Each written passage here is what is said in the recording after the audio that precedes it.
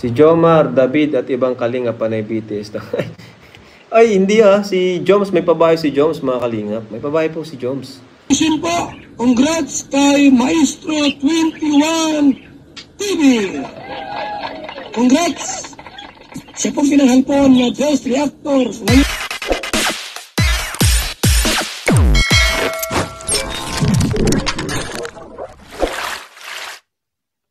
Okay, mga kalingap, isang muling mapagpalang umaga, tanghali, gabi po sa inyong lahat. Sana po ang lahat ay nasa mabuting kalagayan at tigtas po sa anumang kapahamakan, saan man po kayo dako ng mundo naroroon.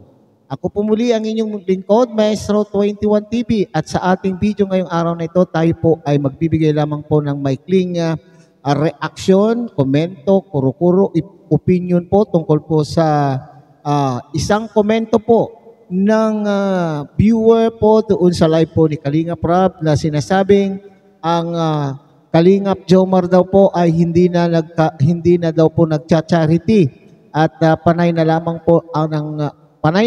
po ng BTS o behind the scenes ang kanya pong vlog. So yan ang ating paksa ngayong araw na ito. So bago po yan, isa munang pagpupugay sa ama at founder po ng Kalingap, Kuya Bal Santos Matubang. At tangkilikin po natin Ate Eddie Vlogs, Kalingap Rob, Kalingap Dad, Kuya Brooks Vlogs at Ruel of Malalag. At siyempre kung bago lang po kayo sa ating munting channel, sana po ay inyo rin pong suportahan sa pamamagitan po ng pagbibigay ng like, share, and subscribe at tuloy pindutin na rin po ang notification bell. At nang sa ganon tayo pa rin po ay magsama-sama sa susunod pa pong mga reaction videos na ating gagawin. Likewise, may galot shout out sa ating mga kasamahan po dyan sa Karepa, Kalingap Reactor Partners sa pamumuno po yan ng aming presidente, Javier De Leon, aka Birador. At tangkilikin din po natin ang ating mga masisipag, matsatsagang mga Kalingap Partners, Kalingap Charity Vloggers na nakatalaga po dyan sa ating mga Kalingap Landing Pad sa ating bansa. At sa inyo rin pong mga Kalingap subscribers, solid supporters, and organic sponsors, mega loud shout out po sa inyo lahat. At ganoon din po sa ating mga kapatid po dyan sa Team Siaumay ng Kalaki Community at ng buong Kalaki Community. Okay, so ngayon po atin munang tunghayan ang pagtatanggol ng ni Kalingap Rob po kay Jomar tungkol po doon sa nagkomento na itong si Kalingap Jomar daw po ay wala nang charity ginagawa, paray-paray na lamang pong behind the scenes ang mga upload niya sa kanya pong video. Okay? So, tunghayan muna natin mga Kalingap ang aking pong kinuhang maikling video clip sa vlog po ni Kalingap Rob. Si Jomar, David at ibang kalingap panay BTS. Ay, hindi si Joms, may pabahay si Joms, mga kalingap. May pabahay po si Joms. Hindi po siya yung lang. Grabe din po ang charity ni Papa Joms. Check niyo po yung kanyang YouTube channel at makikita niyo po. Wag po natin gawin competition ng pagiging top. Gawin natin motivation. Yun, tama. Sino nagsabi na panay BTS si Papa Joms? So nga, di Grabe nga yung pabahay ni Papa Joms. Namumroblema nga siya sa pabahay niya. Kasi hindi naman sapat yung kinikita niya sa sarili niyang YouTube channel lang. Mahirap po talaga. Pag nagpabahay ka, matik po, maglalabas ka talaga mula sa sarili mong bulsa, no? Automatic po yun, kahit pa sabihin natin may mag-sponsor, 100K, 200K, akala natin, ay wow, ang laki niyan, malaking tulong yan. Pero pag andyan na sa actual, pambira, yung 100K, 200K, kulang na kulang po. Ako po, yung pabahay ko talaga ngayon, lalo na ngayon, sa panahon ngayon, talagang, yung normal na laki, abot na po ng 500K, 600, no? So yan mga Kalingap So sinasabi po dito ni Kalingap Rob na hindi naman po totoo na wala na pong charity si Kalingap Jomar o si Papa Joms. Okay? At sino ba naman po tayo, okay? Sino ba naman po tayong mga viewers na magku-question sa ating mga Kalingap partners kung sila ba ay mayroong sila ba ay may charity work o wala. ang mayroon pong karapatan na manita po diyan, mayroon po dito kasi sa Kalingap mga Kalingap, mga kapatid, ay kung inyo pong matatandaan, mayroon po diyan na team. Mayroon pong team na itinalaga po diyan na kung saan sila po ang pinapayagan, sila po ang may authority na manita sa lahat po ng mga Kalingap partners.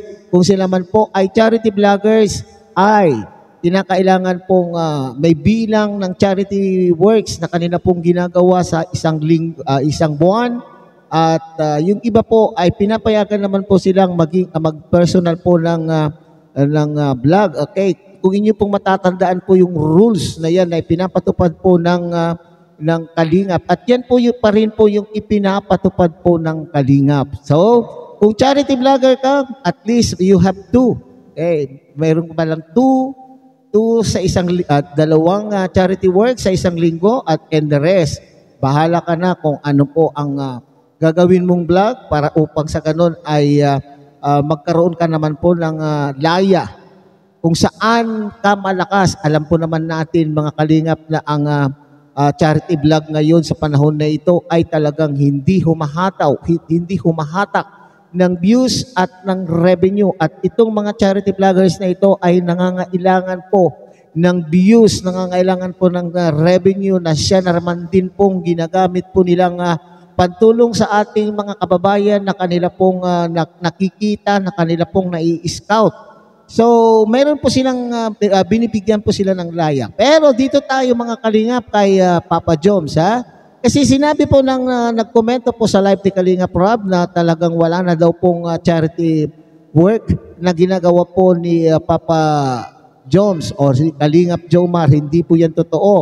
At sa katunayan nga po ay noong kasagsagan po ng bagyo, sila po ay nagpa-feeding program. Nag-feeding po sila sa mga kababayan po sa dating mga kapitbahay po ni Baby Carla. Okay?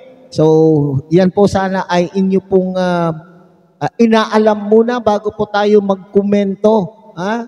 Okay? At kung inyo pong bibisitahin po ang channel po ni Kalingap Jomar, mga kapatid, mga Kalingap, ay talaga naman pong may mga charity din po siyang ginagawa. Okay?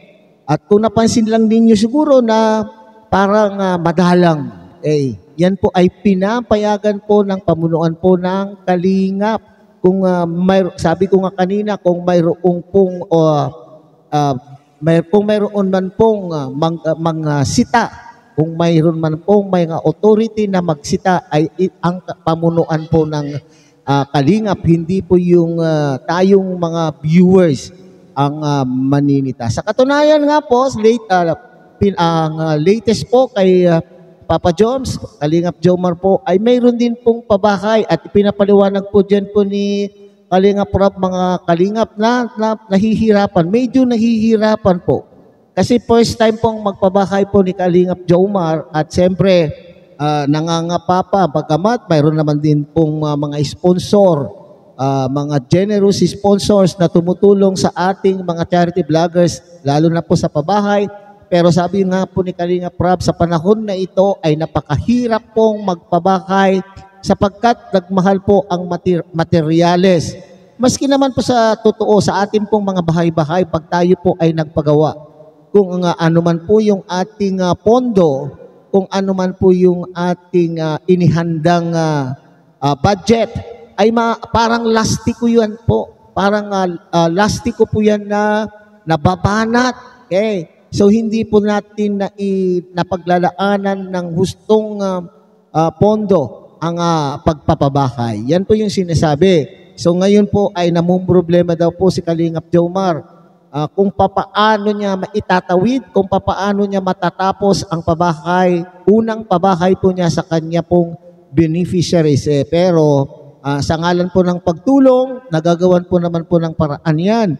Kasi sinasabi po ni Kalingap Rob na ang channel naman po ni Kalingap Jomar ay hindi pa ganoong kalaki at kakaunti pa ang kanya pong revenue. So nangangailangan pa rin po sa tulong po ng ating mga generous sponsor, nangangailangan po ng ayuda po si Kalingap Jomar upang matapos ang pabahay. Okay? So intindihin na yung mga ating pong mga viewers na talaga naman po mapag-komento para lang po makapag-komento na hindi iniisip ang kanila pong mga komento.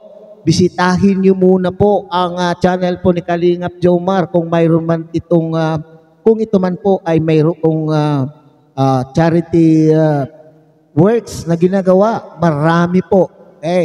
Kung minsan ay kung mayroon man kayong nakita na paminsan-minsan ay hindi charity works, yan po ay pinapayagan po ng pamunuan po ng Kalingap upang sa ganun ay sila naman din po ay mag-gain. Sila naman po ay makapag-gain ng revenue at parang sa ganun ay mayroon naman po silang pantulong po sa kanila pong mga beneficiaries. So maliwanag po yan mga Kalingap. Sana ay wag na maging issue.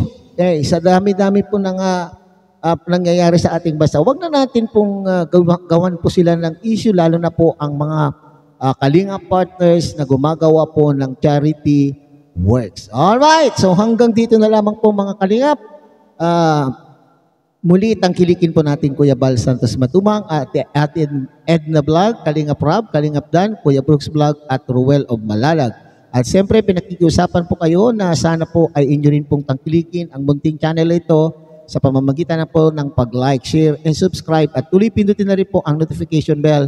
At nang sa ganun ay tayo pa rin po ay magsama-sama sa susunod pa pong mga reaction videos na ating gagawin. Muli, isang mapagpalang umaga, tanghali, gabi po sa inyong lahat. Mabuhay po kayo at God bless everyone.